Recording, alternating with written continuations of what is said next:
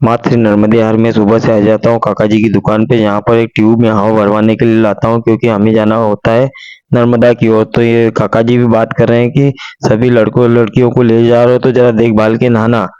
उसके बाद मेरा दोस्त आ जाता है, वो भी अपने बच्चे को साथ में लेके आ जाता है। फिर हम निकल पड़ते हैं नर्मदा जी की ओर। गांव के बाहर निकलने पर हमें मिल जाते हैं कुछ बैल वाले, जो कि आज सोमवार होने के कारण बेचने ले जा रहे होते हैं। बच्चे भी मोटरसाइकिल पर बहुत धूम मस्ती करते रहते हैं। और फिर इतनी देर में आ जाता है ग्राम थापना। तो थापना की तंग गलियों से निकल जाते हैं हम राम मंदिर, और इधर रहता है माता मंदिर।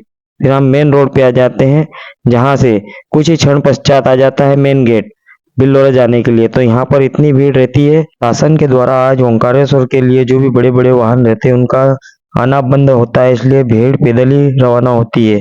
और फिर हम आगे निकल पड़ते हैं बिल्लौरा की ओर। तो ये भैया मिल जाते हैं जो कि बहुत बड़ी तुलसी लेकर जा रहे थे। फिर रास्ते में मिल जाते हैं हमारे ग्राम के काका जी, जिन्हें मैं नर्मदे हार कह के आगे निकल पड़ता हूँ। फिर हमारे गांव के अंकल और आंटी नजर आ जाते हैं। उसके बाद निकल पड़ते श्री रेवा आश्रम क्रॉस करते ही हमें माँ जीवनदायिनी माँ नर्मदा के दर्शन हो जाते हैं, जहाँ पर हम पहुंचकर पहले तो नर्मदे हर बोलते हैं। उसके बाद इधर भी महाराज जी भी टिलक लगाते हुए नजर आ जाते हैं। तो यहाँ से माँ का दिव्य दर्शन होते हैं। फिर वो आ जाती है गांव की टोलियाँ, जिसमें चौधरी जियों की टोलियाँ अलग होती है। फिर सोहन भाई को नर्मदे हर कहता हूँ। उसके बाद देवेन और कमलेश दोनों आपस में बात करते रहते हैं थापना वाले काका जी से।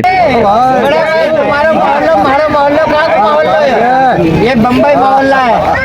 फिर आ जाते हैं ढकलगांव वाले पप्पू भैया और दादाजी।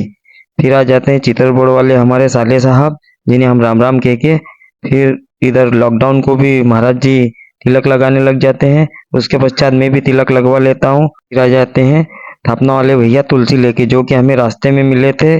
और इतनी बड़ी तुलसी मैंने अपने जीवन में आज तक नहीं देखी। ये तुलसी तो भाई से भी बहुत बड़ी थी।